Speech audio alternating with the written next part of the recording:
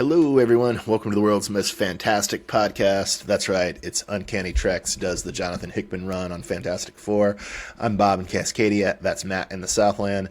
Tonight we are talking about FF Volume 1, which is to say Future Foundation numbers 12 through 16. It's Volume 3 of FF by John Hickman, although if you're counting in terms of the overall numbers, you'd probably say it was Volume 5.5. All Hope Lies in Doom, issues number 12 through 16. Matt, how are you doing this evening?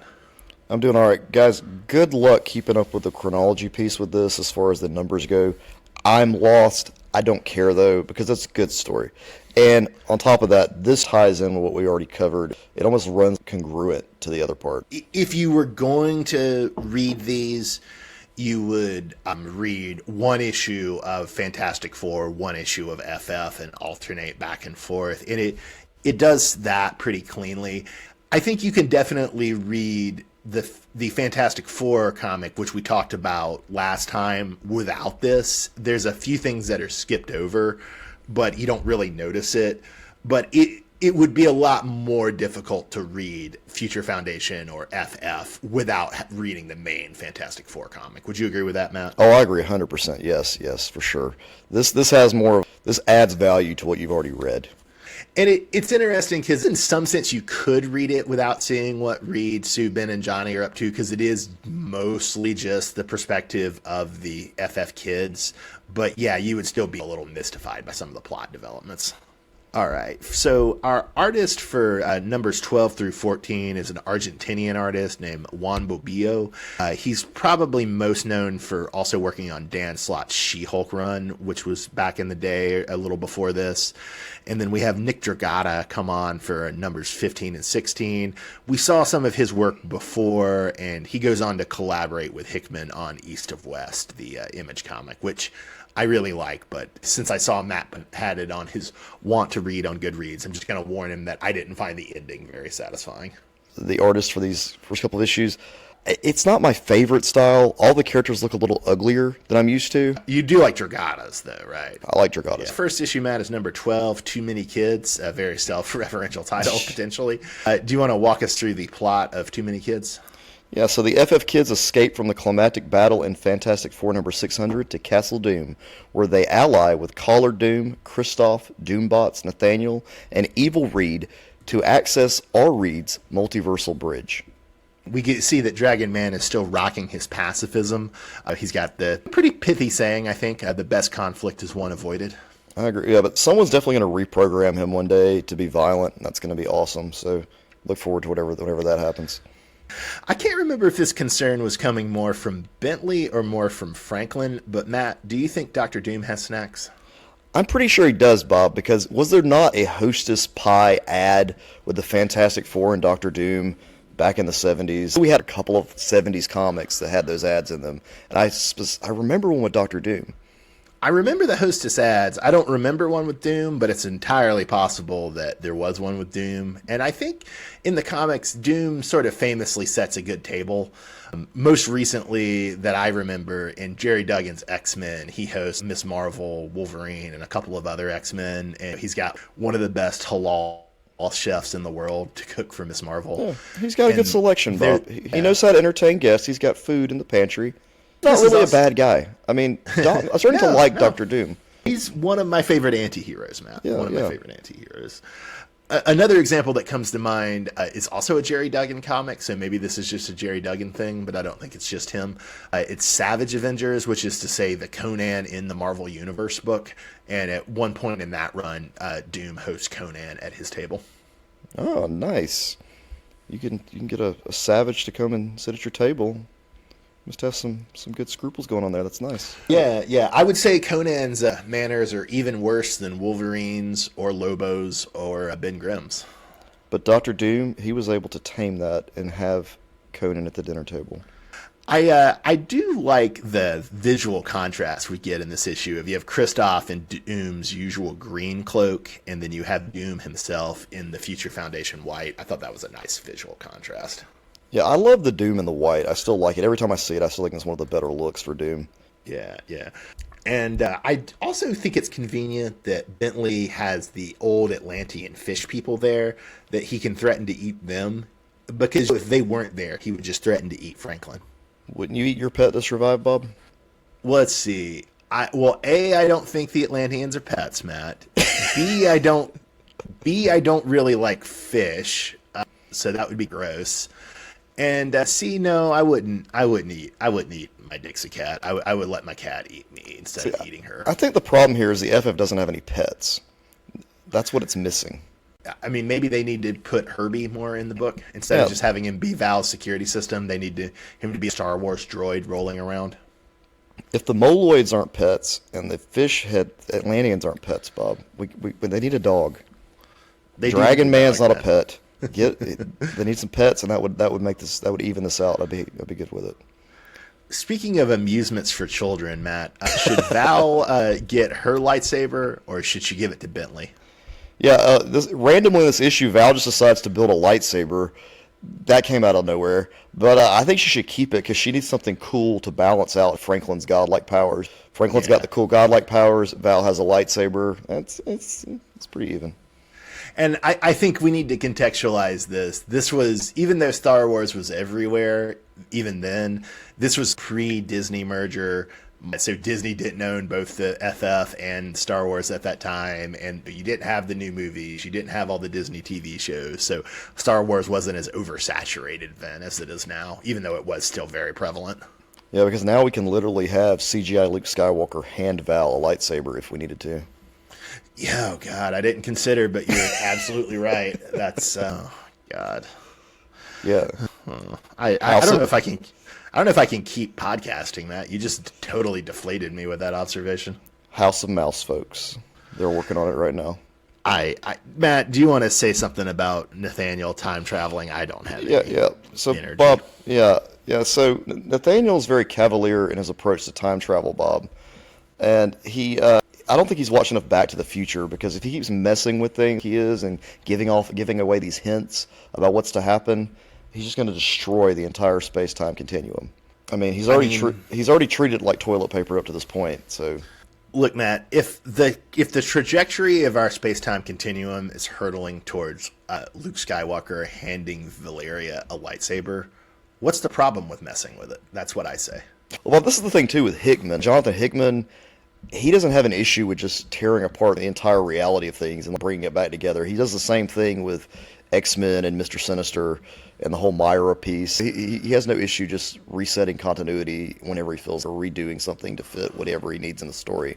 Well, yes and no, right? Because it's funny because the resets with Moira and Sinister are pretty radical, but they're also really, really contained.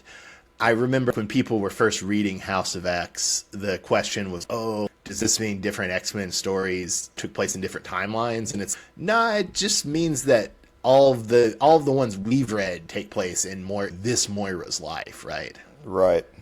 But I'm just saying, though, he does like to tear away at the fabric of reality all the damn time. Yeah. He has no issue doing that. Yeah, I guess so. You got to have a big brain. You got to have not a big brain, but you have to have a broad understanding of what he's doing to get any idea of where he's going with these stories. Because these are not linear in any way. There's nothing linear about his stories. We talked about how I think for Image he did 5 miniseries before he started doing ongoings for Image and ongoings at Marvel. If I'm remembering correctly, 2 of the 5 deal with time travel. One is Pax Romana, which I like a lot, and I think it deals with time travel in a pretty simple way, if I'm remembering correctly, although bear in mind it's been 10 years since I've read it. Apparently that was supposed to be a sci-fi network show at some point, but that never came to pass. But then he also has one that's called Red Wing that I didn't remember liking as much, but I think it might do more complicated stuff with time travel. I'm curious if you were to read the Red Wing series, what you would think of it. Okay. That could be good. Yeah, because it's just a mini-series. No. All right, Bob, so let's move on to issue number 13. What's going on in number 13, The Bridge, Matt? So, to her grandfather's consternation, Valeria has stolen my favorite MacGuffin, the ultimate nullifier, to extort Evil Reed into doing what no multiversal Reed has ever done. Free a Doom. I was really hoping I would get you to refer to yourself in the third person with that. Yeah, you were. and I was able to quickly just boom. You were too smart for me. You just pivoted like a judo master. So smart, just so witty. Leech tells Franklin and Franklin's about to face down a Celestial. Leech has great advice, Matt. It just boils down to this: get good. Yeah, Franklin plays life like a video game with cheat codes, Bob. But it's not just regular cheat codes. He's got a game genie in a pocket universe. It's saying that Franklin has to get good is maybe a little bit of an exaggeration. Yeah, right? He's going to have some massive cheat codes to get to beat the Celestials. I will say at the end of this episode, Matt, that the Doom and Val scene, which we're going to revisit a couple more times, makes me very happy. I love Doom and Val scenes so much. Yeah, my niece recently made it into this world, Bob, and I want our relationship to be like that between Val and Doom.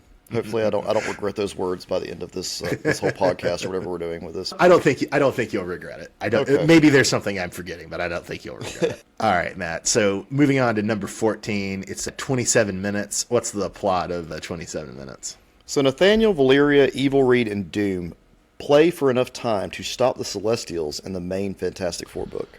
So, Matt, were you happy we haven't really had the Hickman scripts or visual inserts or graphs that we would expect, but we do have Valeria plotting out her plan to stop the Celestials on an x-axis. Did that make you happy? Guess what? That's how time works. It's linear, a straight line that can be diverted based on actions, right? That's how time works. I mean, isn't it pretty to think so, Matt? Yeah.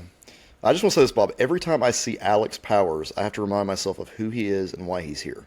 I think it's just power. He seems a tacked-on character right now. I'm hoping they go deeper with him a little more. I think he's supposed to be the babysitter, right? Which doesn't necessarily lend itself to great depth. And I mean, if there is a problem with the Hickman run, you may not agree with this, but I would say probably the problem is that apart from Frank and Val, the FF kids just are not developed at all.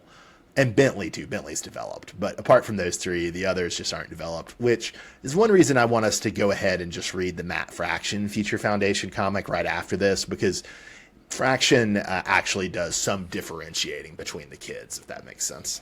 That would probably help, because I get a lot of them confused, and there's so many. Although they do come to a solution to this later on. We'll talk about that when we finish up this episode. Well, and then you had a really good point about Nathaniel's catastrophe theory. Yeah, Nathaniel's catastrophe theory really explains all of Hickman's story structure. And I just found it very relevant to everything that Hickman's done so far with Fantastic Four. Nathaniel describes it as a series of ever-worsening, ruinous events that individually represent a system-wide threat, but when combined, constitute the permanent obliteration of said system. The system, in this case, is all mankind. And I'm just, that's what Jonathan Hickman did last time at Fantastic Four. We had how many different threats coming at the Fantastic Four at the same time? You say it's very apt to describe how he approaches his Avengers run and his X-Men run as well. Yeah, they'll just throw every possible threat at them, and then it will somehow dissolve. The interesting thing is that I think, based on interviews I heard a long time ago with Hickman, I think he had no affection for Fantastic Four or for Avengers at all before he wrote them. It sounds like when he was growing up, he was an X-Men kid, and then he also liked DC. Oh. And so I think in some ways it's him applying the universe of the perpetual DC crossovers that are more universe shaking and shaping, or the X-Men constant alternate realities, constantly averting the future, him applying it to the mainstream Marvel books, which I think is interesting. Bob, on a much lighter note here, we do see one of the Celestials finger blast a portal. Always good to see a finger blast, Matt. Always good. And then, speaking of finger blasting, Matt, were you happy to see Evil Reed use the ultimate nullifier on a Celestial? I was disappointed. I expected more. It was a dud, Bob. Sorry, it just didn't look... Well, I wanted something cooler looking. This is maybe a problem you run into with the Marvel cosmic stuff. It's not just a Hickman thing. You see it in Jack Kirby and Jim Starlin.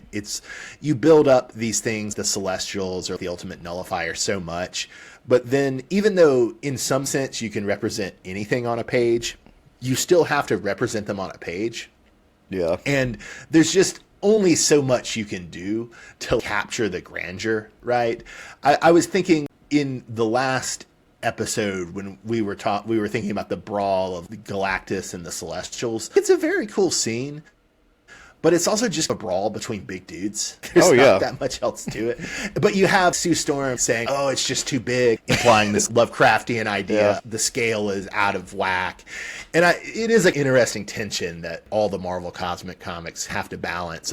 On the one hand, you want this to be mind-blowing, universe-shaking stuff. On the other hand, it's always just going to be an action figure drawing. Yeah, and then you see the Ultimate Nullifier in all its glory, and it just looks like a laser gun.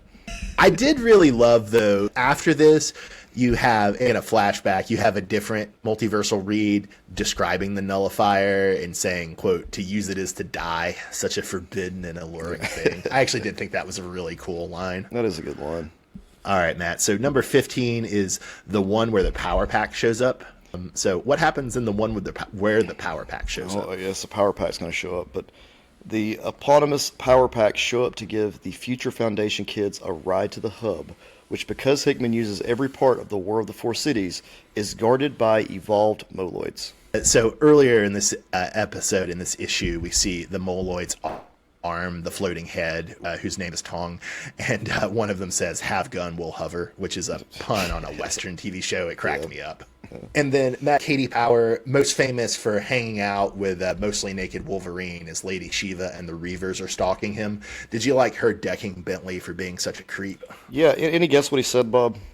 I have to imagine that he promised her eternal satanic delights. That's what I like to imagine. Yeah. Bentley's a cool kid, Bob. Bentley's great, but he probably deserved to get punched, and even if he didn't, I'm glad Katie did it. Yeah, me too. So did you find Franklin breaking the fourth wall and talking to the white silhouette of his future self a little creepy? I found it a little creepy. I'll say it's better than a hologram from the future or just him just listening to a recording or some device. So it's okay for what it is.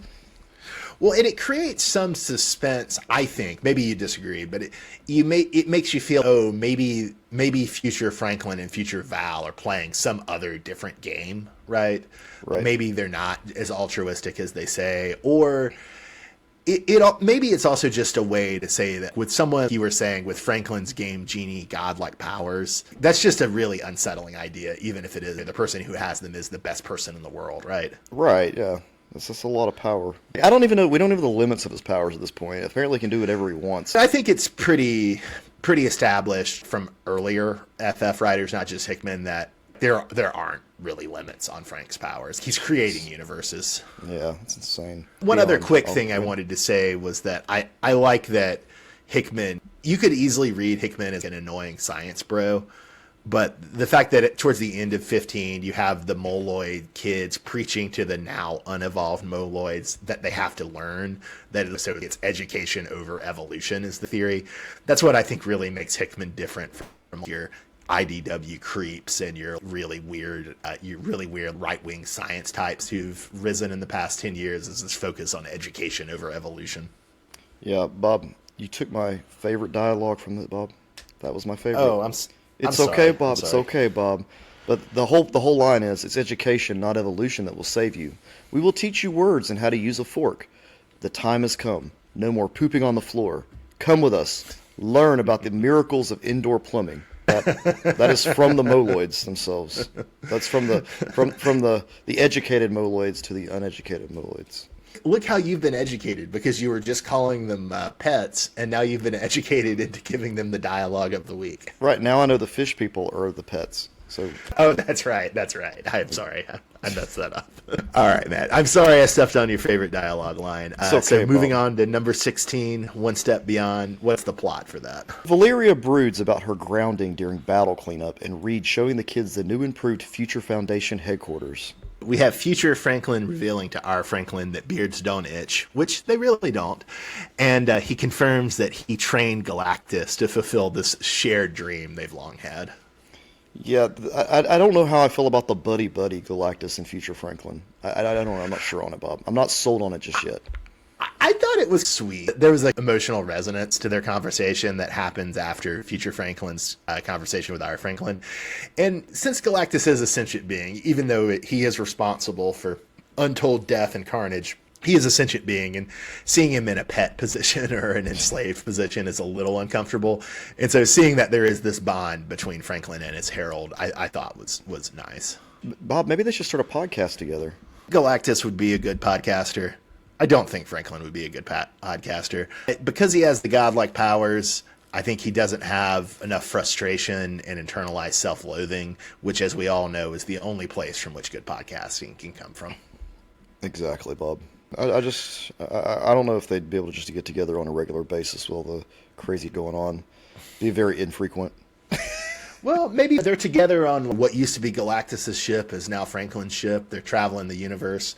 Might be a lot of downtime to podcast, but I just don't. Galactus would be good at it, but Franklin wouldn't be. That's my take. Who's not good at stuff, Bob? Red Hulk. I don't like Red Hulk. Yeah, I don't like Red Hulk either, but I will say I would read a comic where Valeria and Red Hulk team up. That's the only Red Hulk comic I can ever imagine wanting to read.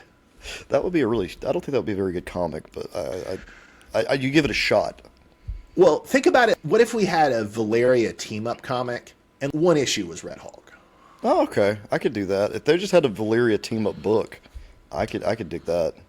Like what they did with Deadpool, how Deadpool destroyed the Marvel Universe. Let's have Valeria teams up with the Marvel Universe. It's the new version of Marvel team-up, but with Valeria instead of Spider-Man. Yeah, I love it. I also do like the idea that all the FF has to do for battles now is they shift the debris from their battles into the negative zone, and then the bugs in the negative zone can harvest the debris. I think that's a very interesting, sustainable model. Well, yeah, I mean, the negative zone is essentially a landfill in that way. I wonder if there's stuff that the bugs can't digest. That would be a good future Fantastic Four comic. Like, what do we find out? All the plastic they've been sending over there cannot be decomposed by the bug people. And there's a major problem in the negative zone. What if the Fantastic Four become the villains in a Captain Planet episode, and they have to fight a bug negative zone version of Captain Planet? I was hoping you'd be more excited for that, but apparently you're not. I'm okay with it. I'm just trying to think of how that would work. Do Captain Planet's powers work in the negative zone? And it's not Captain Planet. It's a negative zone equivalent of Captain Planet. Oh, all the pollution and nastiness in the negative zone creates its own villain. In a sense, well, really, it's the negative zone's hero, but it's the villain to the Fantastic Four. Yes. I just want to see Reed Richards with some plastic bag picking up bottles. That's how it ends. Together, we can do this. We can solve the problems of the future. All the FF kids picking up bottles by a lake. It's beautiful. Great ending. This is getting messed up, but now I'm having visions, Cool Hand Luke style, of the FF bringing in all their bad guys from Earth to work the chain gang and pick up the litter. And Reed Richards is hanging out with a shotgun. What we have here is a failure to communicate, son. We'll see. On the other worlds, they have the Hall of Dooms, or the Hole of Dooms, or whatever we call it. They're the ones that pick up all the trash. No, they're just in a hole, Matt. They don't pick up trash. How can they pick up trash? They're in a hole. They can put trash in the hole with the Dooms, but they're just in a hole. Well, we learn later. Eventually, we learn about this Parliament of Dooms coming up soon. Indeed. So maybe the Parliament of Dooms could also collect trash. Somebody's been reading ahead. I haven't been reading ahead. It happens at the end of this issue. That's what they call it, Parliament of Doom. I'm assuming that's what it is. It is. Yeah, you're right. I guess we would say Council of Doom, or do they call it Parliament? I think it's Parliament. It said at the end of this issue. Okay, Doom always has to be grander than Reed, so Reed can have a council, but Doom has to have a Parliament. I will say I do love the splash page where the FF, Nathaniel, and Spider-Man are all ready to scold Val, and the splash page is mostly from Val's perspective. She's in the foreground looking at them. It's very funny. Crazy Val, always causing the problems, but then always solving them. All right. So, well, Matt, speaking of problems and solutions. Yeah, Bob, here's a very big problem I've had. I can't keep up with who these damn kids are because to me they all look the same. So, aren't you a school teacher, Matt? Shouldn't you be able to tell kids apart? Yeah, not when they all wear the same outfits. This is Matt's argument against school uniforms. and not when they're all white. Yeah. So anyway, Bob, they decide they're going to put numbers on the costumes, and this just lets me know which little white boy I'm looking at, which I appreciate. I now know that 5 and 6 are Val and Franklin, and 13 is Bentley, which was meant to be ironic, and then the Power dude, Alex Power, is some random ass number. Which one is he? I don't remember.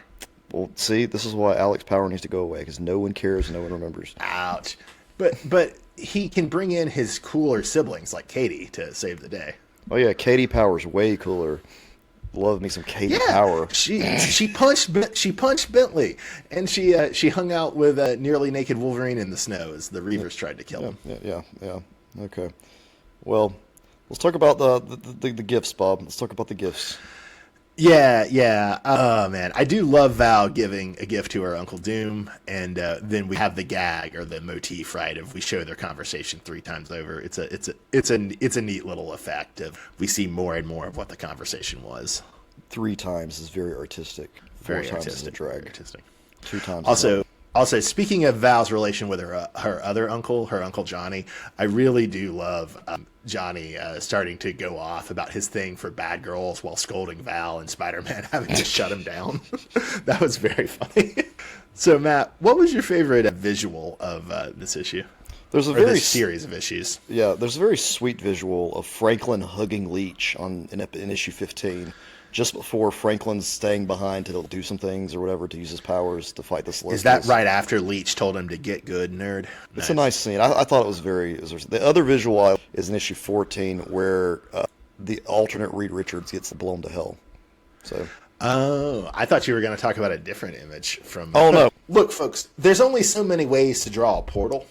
Yeah. And when you want to get... so many ways. And when a Celestial wants to come through a portal, they can either go head first or feet first, but the way it's drawn makes it look like the Celestial decided to go dick first. So give yourself a look on that page. It's a foot, but it sure do look like a dick. Yep, issue 14, Celestial dick right there in front of everybody. And they got 2. We're getting into Klingon territory here. I will say I had a different favorite visual, but I don't really want to bring my favorite visual up after your favorite visual here. So my favorite visual is now your favorite visual. We'll just say there's only so many ways you can draw a hole, and if you're curious what we're talking about, go reread issue number 14 with that in mind. Matt, what's your favorite dialogue from these issues? So, Bob, my favorite dialogue is I've already said it, Bob, because you ruined it by making it something that you wanted to. But I want you to remind the listeners, Matt. I want you to remind the listeners. So, Bob, it's education, not evolution, that will save you. We will teach you words and how to use a fork. The time has come. No more pooping on the floor. Come with us. Learn about the miracles of indoor plumbing. That would be the smart Moloids. The smart Moloids. My favorite dialogue is also from issue number 14, where Val says, I've made everything seem like a fair trade. She's saying this to her Uncle Doom, but I knew all along it led to this. You, Doom, buying us time. You sacrificing yourself. I'm sorry, Uncle Doom. I've been a very bad girl. To which Doom just replies, some of us like you that way. Oh. Very sweet. Yes. Very sweet. Right. So, no contest, right, Matt? Our favorite character this time, no contest. This is Valeria, Bob. Just best character. Franklin's too godlike. It's hard to like Franklin because he's OP. I can't... Yeah, I would like Franklin a lot if he wasn't godlike. But when he's godlike, it's, his every guy personality is charming, but just not when he's in God mode. All right, Bob, my favorite issue was issue number 14. And we already said why, Matt. Yeah, it's got to be that Celestial dick. That's why I like that issue. Not that it's actually a really good issue in a sense. Just probably one. Yeah, worth a read. It is. I mean, the whole thing. Yeah, definitely. I'll go with number 16, but I see your draw to 14. So next time, Matt, we are covering the main book, the last portion of Hickman's run on the main Fantastic Four book. That would be Fantastic Four Volume 6 if you're reading the original trades. In terms of issue numbers, it's issue number 605 through 611, but there's also a .1 issue, so it's 605, 605.1, and then 606 through 611. Yeah, did you get that, guys?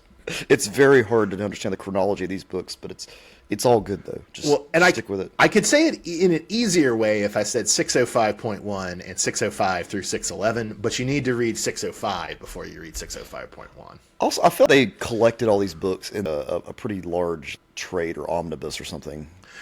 Yeah, I think it's 3 or 4 overall trades, but I'm not sure if they did. I assume they probably did, but I don't know if in those newer, bigger trades, if they alternate Fantastic Four to FF. Okay. They probably do, but I don't know that for sure. But the original collection was Fantastic Four and FF are split, and we said probably not the best reading experience for FF, but it's a fine reading experience for Fantastic Four. Yeah. Well, all right, Matt. Well, we're almost there. We're in, we're inside of the end. There's only 2 more episodes we have on the Hickman run, although then I'm going to hit you with 3 more Future Foundation episodes just because now's the time to do it since we're fresh on the Future Foundation. But and you said those are by Matt Fraction, right? Matt Fraction? The first 2 are by Matt Fraction, okay. Although Fraction does leave in the middle of the second one and other people take over. And then the third one is just a short little miniseries by Jeremy Whitley. It came out maybe 2021, whereas the Fraction ones are from right after. Hickman's wrapping up. Avengers versus X-Men is happening as the big crossover, and then it's Marvel Now, and Matt Fraction is on Fantastic Four and FF for Marvel Now, but his Fantastic Four comic is not that great. It's not terrible, but it's not that great. And it also separates Fantastic Four and Future Foundation, so you just need to read the Future Foundation. Okay. Yeah, I love me some Matt Fraction and Iron Man and Hawkeye. Yeah, that was some good stuff. Yeah, I gotta confess, I don't like his Iron Man. Oh, I enjoy really the Iron Man. I have fond memories of it, strangely. It's just hard for me. I only read it a few years ago. It would have been better if I had been reading it at the time. And I also just don't like Tony Stark. I don't like reading Tony Stark comics. I've tried. I just don't care. So, okay, this is a random question, but when you read a comic with Tony Stark, do you imagine Robert Downey Jr.? Yeah, I pretty much do. And I do too.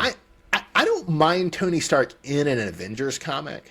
It's fine to have him as part of the ensemble, but I just can't take a whole series focused on him. It's just, he's not that interesting a character to me. Robert Downey Jr. is Iron Man in my head. And I can't, anytime I see him not as Iron Man and I'm reading a comic, it doesn't look enough like him. It throws me off completely. It's a weird feeling. Well, I mean, a weird sensation. I don't like the MCU, but I mean, you do have to give it to the MCU. Pretty much all the Avengers, with the exception of Hawkeye, that's who I think about when I read it. Right. Yes. It's so strange, but it's I don't know. Do you think this is a unique? What would you even call this? A unique perspective that only we're able to have now because we've had so many. Because I'm thinking of in the past, you've had different versions of stories and such, but never to this extent of having a film version with so many different versions, and then a comic book version with a character with over almost 100 years of story. It's crazy. I would disagree, because I feel like when I was a kid, I thought of Adam West and then Kevin Conroy as Batman. Okay. See, I've always seen Keaton in my head. Actually, no, I take that back. When I see Bruce Wayne, I see the Bruce Wayne from Nightfall. That's always the image in my head. If I think of Bruce Wayne, that's the one that pops in my face. I guess because I just read those so many times. Yeah, with the scruffy 5 o'clock shadow. Yes, and that's the face. That's the face I see. When I think of a Bruce Wayne real actor, I think of Michael Keaton. Still, I never thought much of Affleck, even though he was a good Batman in my opinion. He wasn't bad. It just it never really stuck. I don't know. Maybe that's just because those were during my formative years. That's who Batman was. At first, and you went a different direction with this, but at first I thought you were saying the unique thing was that we had the interesting thing of we'd read not a whole lot, but we definitely read some Fantastic Four and Avengers comics before the MCU, and so having the experience of being able to remember Avengers before the MCUification and the Avengers after the MCUification, I think, is an interesting place to be. It really is, because I'm thinking, and that is part of Bob, is the characterization piece. I feel like the characterization of what I guess Tony Stark was before I saw Robert Downey Jr. is completely different. I mean, he was still a rich dude, but he was. What's it? I mean, maybe Downey Jr. made him a little more flippant, but did it change it? I mean, not a ton, but enough to where I just feel it's almost a separate piece.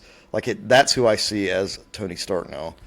But there are characters can you think of a character though, other than Hawkeye, that you still, when you think of them, you think of the comic book counterpart, never of like a TV or movie version? I either don't think of the the film and TV versions of Superman at all, or if I do, I think of either Dean Cain or is it Tim Daly who voices the animated Superman. Yeah. So but I don't feel even those have that much influence on how I see Superman. See, Superman to me is always Christopher Reeve in my head. I have to alter my head. I didn't. You didn't grow up with those. Yeah, you didn't grow up with it. Yeah. And then the other thing too, Daredevil though. Daredevil's one. I only picture the comic book Daredevil, even though we've had 2 different screen adaptations. I don't ever even think of Daredevil as Ben Affleck's version, or I can't think of the guy's name. The one I watched the first 2 seasons, and I think that Irish guy, Charlie Cox. I thought Charlie Cox was a pretty good Daredevil, but I guess. Oh, he was great. I just always picture in my head Daredevil from the comics because of being the better representation. And I part of that is I read a lot of Daredevil comics before the Daredevil show, and I have not read a lot since the Daredevil show. There's no causal thing. That's just how it's shaken out. Yeah. But then X-Men for me, go-to in my brain is always going straight to X-Men 92. Not because we do the podcast, but it's always been that way. I'm always picturing Wolverine in the yellow and blue, Jean Grey in the orange and all that, Cyclops with the whole visor piece with the hair coming out. But for me that doesn't happen as much because the Morrison stuff, which I read not too long after it came out, that just broke the connection for me in a way. See, I think that's what I think. I think as I continue to read more, maybe I'll start to destroy some of these weird. I guess is it typecasting or stereotypes I'm using? What would you call those? I don't know. I don't think that's. I don't think either of them. I'm not sure what there probably is a term for it, and I don't know. But I think what you're describing is a normal thing that people do. I think I do it a little less than other people do it, just on average. So that also might be why something like the Morrison run can just sever X-Men from the cartoon in my mind. Well, very interesting to talk the Hickman Fantastic Four run with you. Maybe even more interesting to talk about our abnormal psychologies with you, Matt. This is what Hickman does to us, Bob, with his X-Men, and he makes us think his X-Men and Fantastic Four. All right. Well, thanks, everybody, for listening to All Hope Lies in Doom. Join us next time for one more time, Fantastic Four 605, 605.1, and 606 through 611. I am Bob in Cascadia. That's Matt in the Southland. Have a good night. Thanks for listening.